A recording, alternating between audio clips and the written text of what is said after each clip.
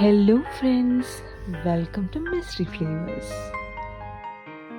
സിമ്പിളായിട്ട് ഉണ്ടാക്കാൻ പറ്റുന്ന ഒരു സ്പൈസി ബട്ടർ ചിക്കനാണ് ഇന്നത്തെ റെസിപ്പി.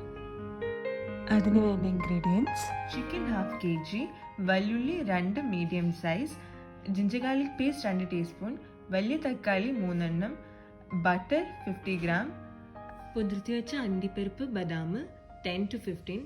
ബദാം ഓപ്ഷണൽ ആണ് കേട്ടോ. Kasuri methi 1 pinch, pepper 1/2 teaspoon, oil 2 table spoon, മല്ലിപ്പൊടി 1 ടേബിൾ സ്പൂൺ, മുളക് പൊടി 1 ടീസ്പൂൺ, മഞ്ഞൾപ്പൊടി 1/4 ടീസ്പൂൺ. ചൂടായ പാനിലേക്ക് 2 ടേബിൾ സ്പൂൺ ഓയിൽ ഒഴിച്ചു കൊടുക്കുക.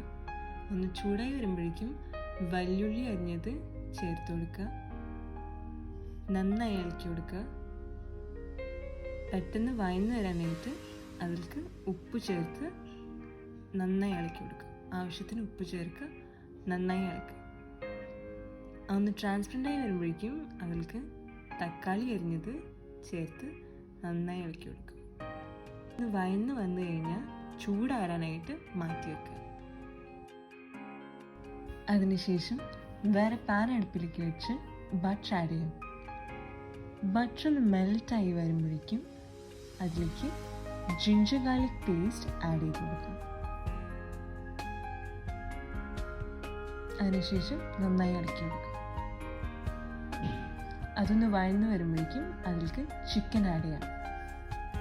എന്നിട്ട് നന്നായി ഇളക്കി കൊടുക്കുക. അതിനുശേഷം ഉപ്പ് ആഡ് ചെയ്യാം.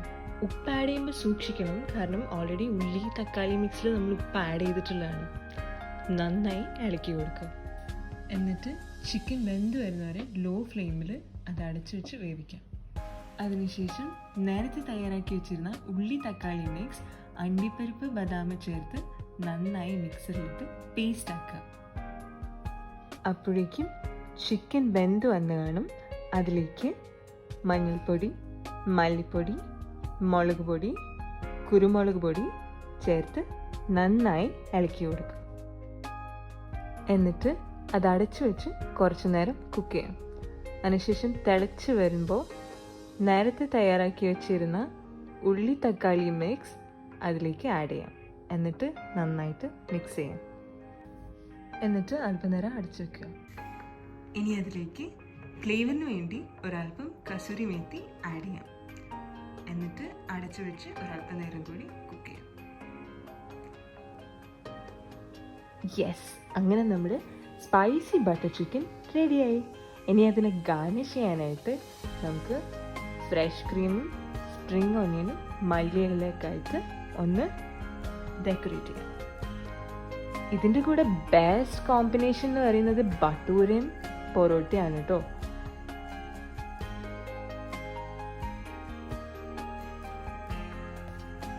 ബട്ടൂരയുടെ റെസിപ്പി ഞാൻ എൻ്റെ അടുത്ത വീഡിയോയിൽ പോസ്റ്റ് ചെയ്യാം. അപ്പോൾ ഇതുപോലുള്ള ഈസി റെസിപ്പീസിനായി ഈ ചാനൽ സബ്സ്ക്രൈബ് ചെയ്യാൻ മറക്കല്ലേ.